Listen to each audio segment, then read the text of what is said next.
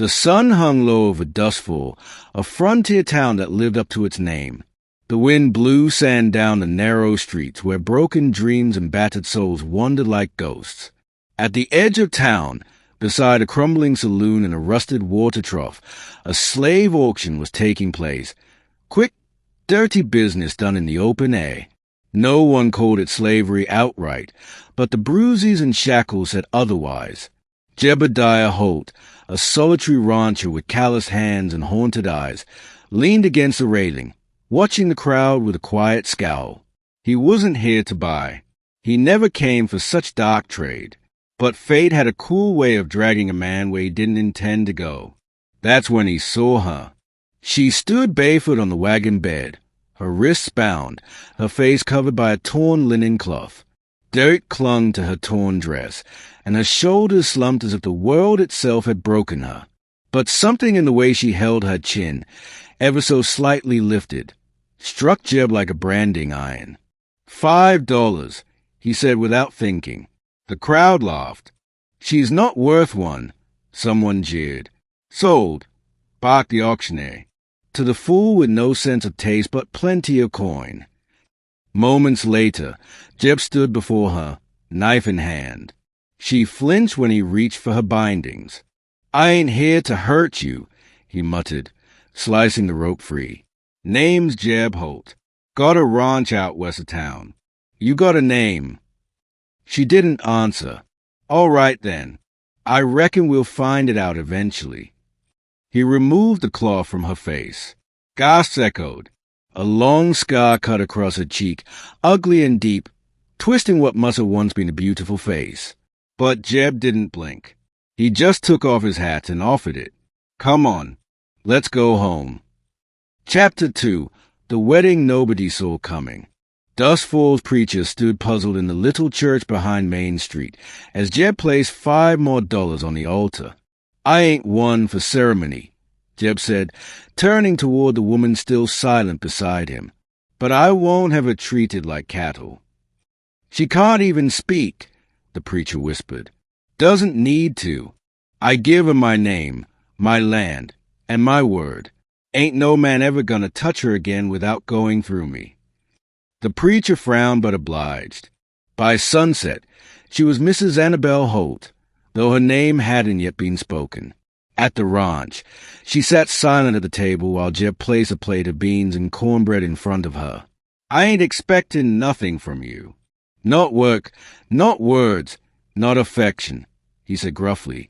You eat, you sleep in the house, you heal, that's all. And for weeks, that's how it was. Chapter 3. The past won't stay buried. Annabelle, he called her that now, though she never confirmed it, moved through the ranch like a ghost. She tended to the animals when he wasn't looking, patched the roof with worn hands, and left warm biscuits on the table before vanishing into silence again. Jeb kept to himself. She caught him more than once staring at the scar on her cheek, but never with pity or disgust. Just a kind of sorrow she couldn't bear to examine. Then one night, the past came riding in with dust on its boots. A gang of 3 rode into Dustfall, led by Clay Brixley, a man with a snake's tongue and a thirst for cruelty. He walked into the saloon boasting, I'm here for what's mine. News traveled fast. Before dusk, they were at the Holt Ranch. Jeb met them at the gate. I hear you got yourself a woman, scarred down the cheek. Clay smirked. Thing is, she ain't yours. She's mine. She was sold. I paid fair. You paid some low-life gambler who stole her from my men in Abilene. That makes her stolen property, and I come to collect. From the porch, Annabelle stepped out. Her face was calm. Her voice, when it came, was ice over fire. You touch me again, I'll kill you. Jeb blinked in shock. It was the first time he'd heard her voice. Clay laughed. Still got spirit. I like that. Get on the horse, Annabelle. But Jeb was already reaching for his rifle. She don't belong to you. She's my wife now, and this land ain't big enough for your kind. Chapter 4. Blood and Redemption. The shootout began at sundown. Jeb took down one of Clay's men with a single shot. Clay returned fire, the bullet grazing Jeb's shoulder. The second man lunged toward the porch. Annabelle swung the iron poker she'd been hiding behind her back and cracked his skull open. But Clay got through. He knocked Jeb to the ground, pistol in hand, and yanked Annabelle by her hair. You think you can hide behind a farm boy? You think a piece of paper makes you free? Annabelle didn't scream. She reached into Jeb's holster, pulled the knife he always carried, and drove it deep into Clay's thigh. He howled and swung his pistol. A shot rang out. Jeb had gotten to his feet, blood dripping from his side, and fired straight through Clay's chest. The outlaw fell. Dead silence followed. The moon rose over the ranch as the dust settled and the danger passed. Jeb collapsed to one knee, and Annabelle rushed to him, pressing cloth against the wound. "Why'd you do it?"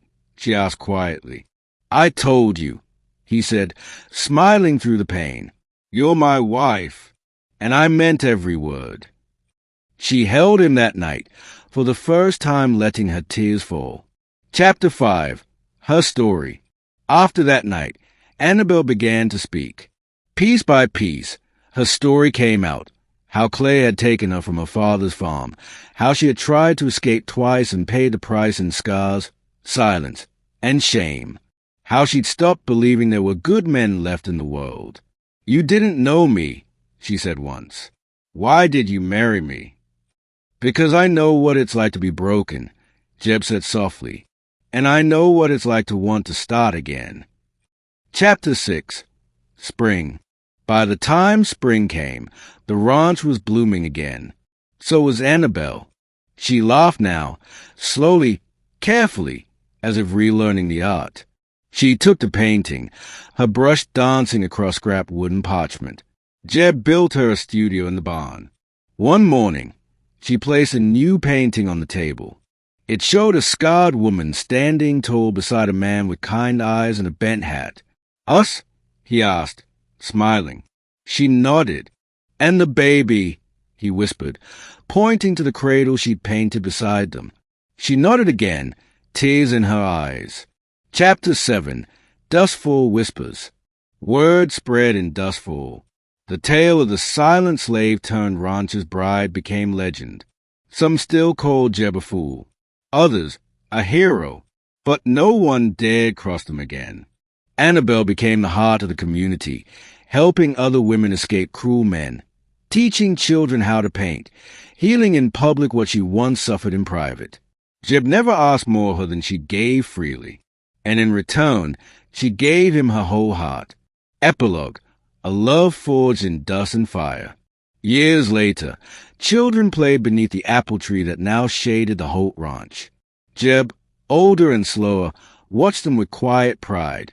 Annabelle sat beside him, her scars softened by time, her eyes full of joy.